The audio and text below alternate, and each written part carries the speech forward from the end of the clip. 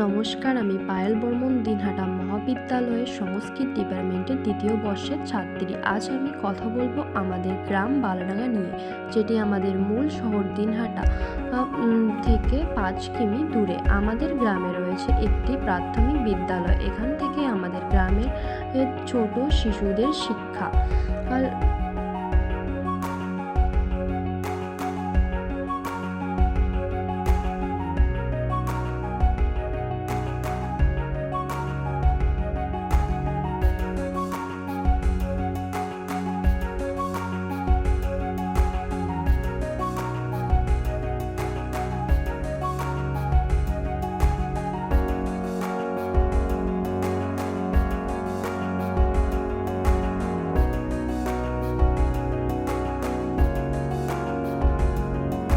আমাদের গ্রামে রয়েছে ছোট্ট একটি অনুকূল ঠাকুরের মন্দির, যেখানে সকালবেলা এবং বিকালবেলা রোজ প্রার্থনা করা হয়। মন্দিরের ভিতরে আছে কিছু গাছপালা এবং ফুলের গাছ।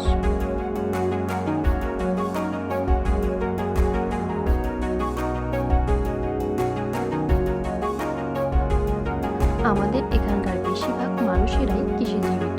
ধান এখানকার প্রধান ফসল। এছাড়াও বছরের বিভিন্ন সময় তারা বিভিন্ন চাষ আবাদ করে থাকে, যেমন শাক সবজি, ভুট্টা, তামাক চাষ করা হয়।